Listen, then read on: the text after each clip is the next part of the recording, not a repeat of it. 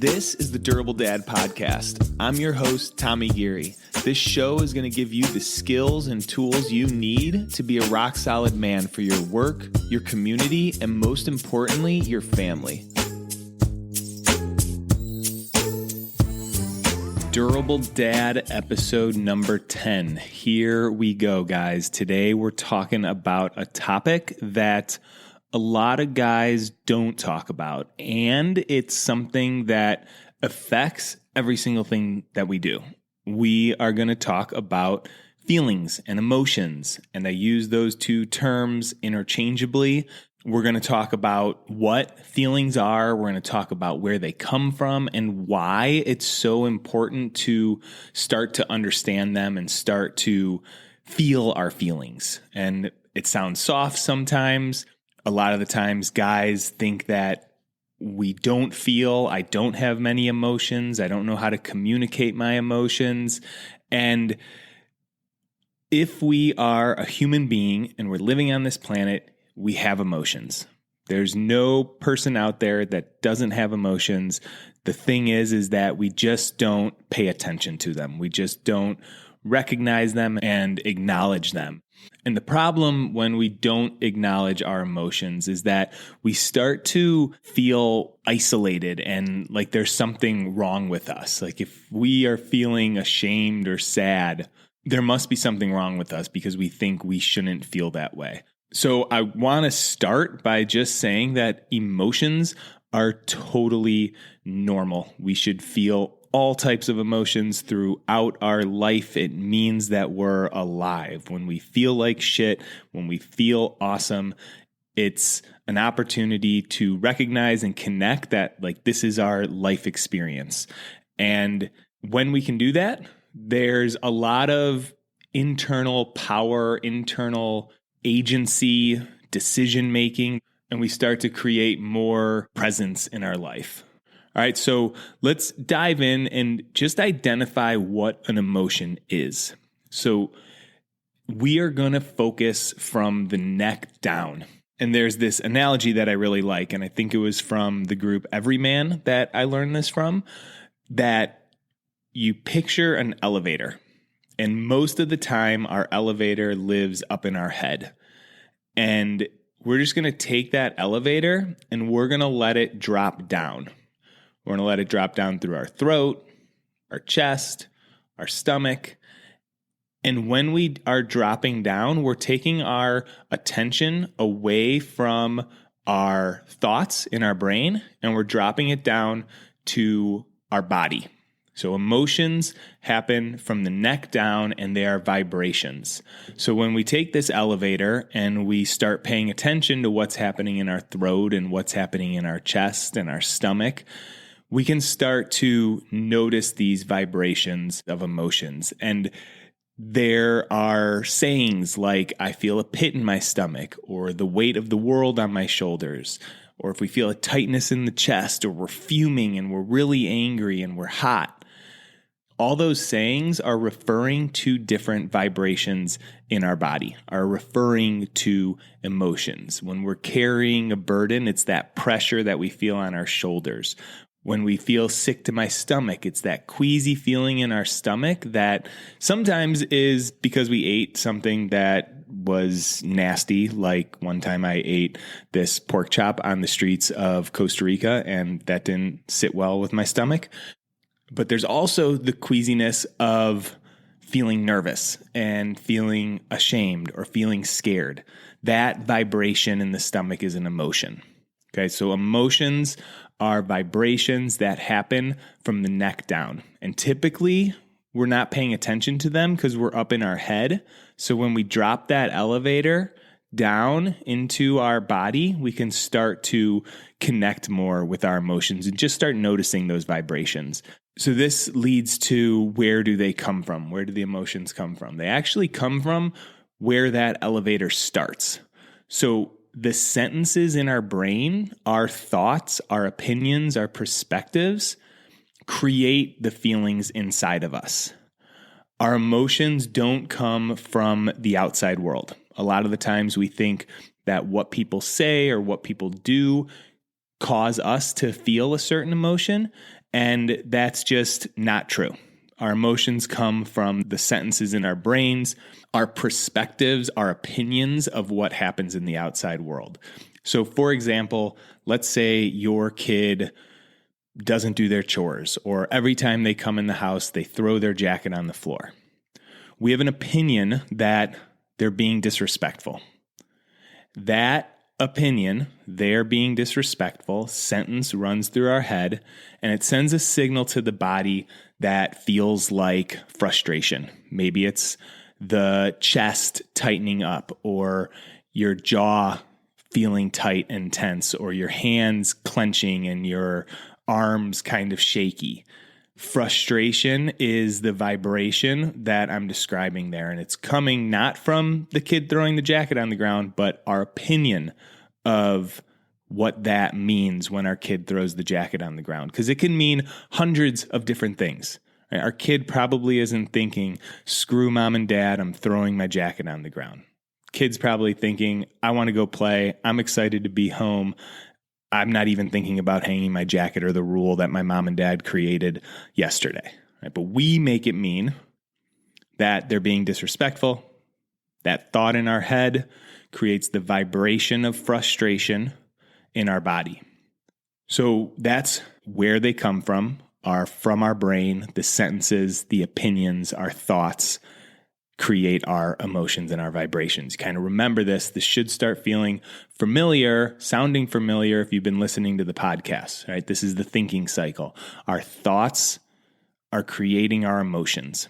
And the reason that this is important, why we want to start understanding our emotions better, is because when we don't, we're usually damaging our relationships with other people, or we're damaging our health.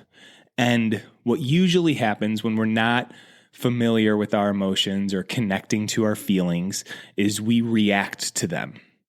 So when our kid throws the jacket on the floor and we think they're being disrespectful, we quickly react by yelling and disciplining in a way that usually we regret 5 minutes later.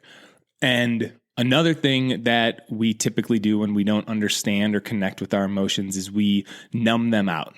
We have that feeling of frustration that comes up, all that tightness, all that heat, all that pent up energy. And instead of recognizing it, we shut down and we go and we numb it out by scrolling on our phone or going to the kitchen cabinet and snacking on food. When you're feeling exhausted or you're feeling a lot of pressure, like, how do you numb out those emotions? What's your go-to? Is it booze? Is it food? Is it porn or gambling or going to your phone and just scrolling? Sometimes we numb out by overworking, right? It seems productive, like we just dive back into work and try to get stuff done, but really we're numbing out an uncomfortable emotion, maybe shame or maybe sadness. We try to avoid them. So when we don't understand our emotions, we're reacting or we're numbing them out, and it's damaging our communication with our kids, with our partners. It's damaging our health because we're not taking care of ourselves. So what can we do? What's the goal? The goal is to start to connect with these vibrations, to start to turn your attention towards them, to allow them, to identify them. Because when we do, we start slowing the world down a little bit. Circumstances will happen in our life, and when we can connect with our emotions, we slow ourselves down and we're able to think about different perspectives. Instead of just thinking, my kid's being really disrespectful, my kid should listen to me, they shouldn't be doing that. When we connect with that frustration, we can explore other ways of thinking about the circumstance. Viktor Frankl, the Holocaust survivor, he wrote a book called Man's Search for Meaning. It's awesome. He has this one quote: between stimulus and response, there is a space. And in that space is our power to choose our response. In our response lies our growth and our freedom. All right, so let's break that down. Between stimulus, something that happens to us in the outside world, and I'm going to go back to that example, our kid throws their jacket on the floor, and response, So between stimulus, between that happening and our response, which is our actions, there is a space. And in that space is our power to choose our response. The space is emotion. The space is our thoughts.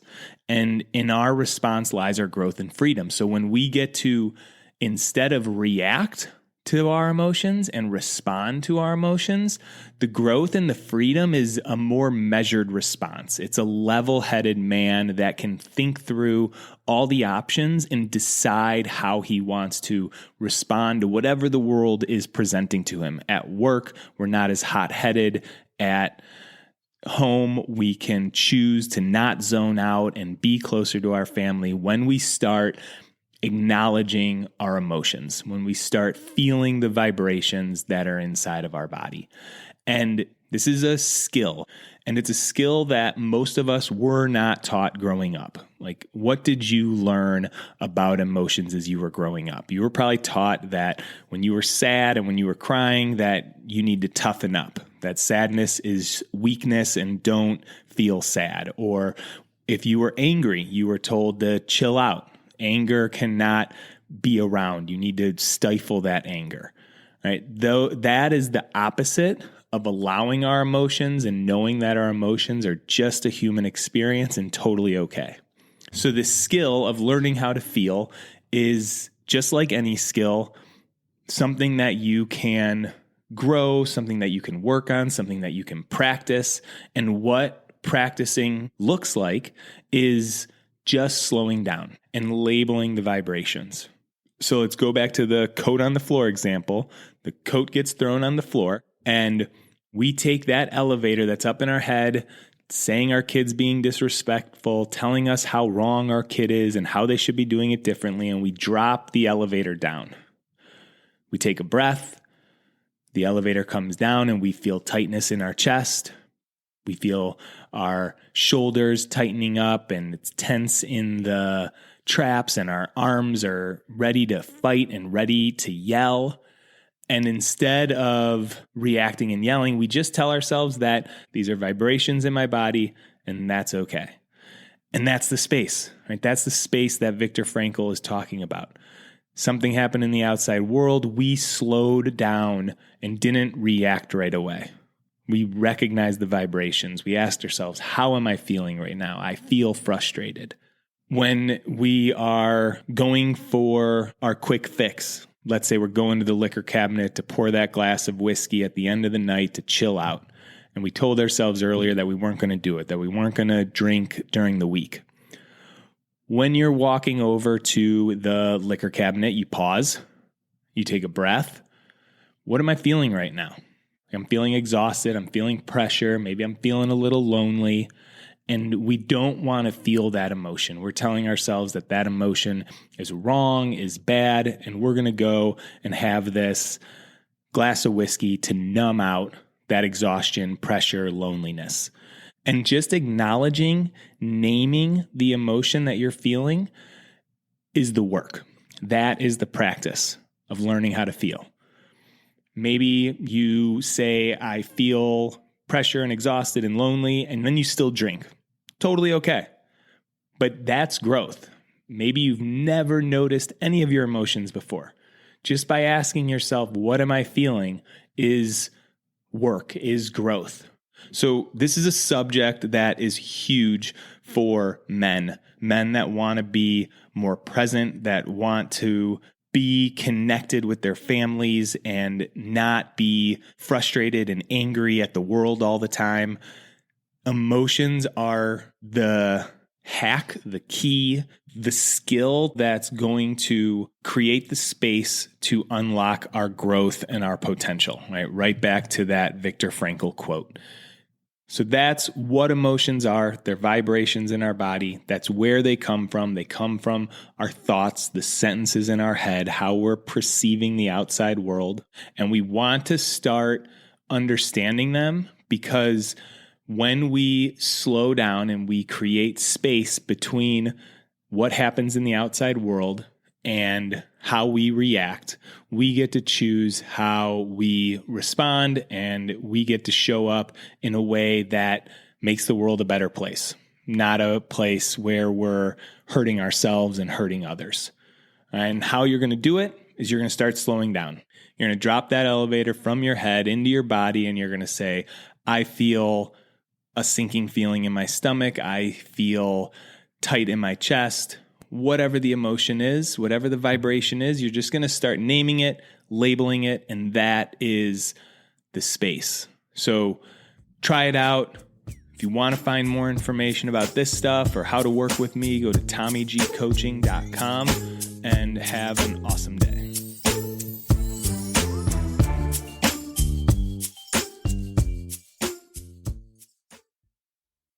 All right, before you take off, what is your big challenge for 2026? If you haven't decided yet, check out the next Grand Canyon trip, a 16-mile hike from the top of the canyon down to the Colorado River and back up. This is the kind of challenge that's going to push you into a higher gear. You're going to train, you're going to get in better shape, and you're going to check off a bucket list experience. So if you're wanting something to train for next year, a goal that's going to pull you out of the grind, this is it. We're assembling the team right now. All the details are on the website. Training starts in January. We hike in April. Check it out.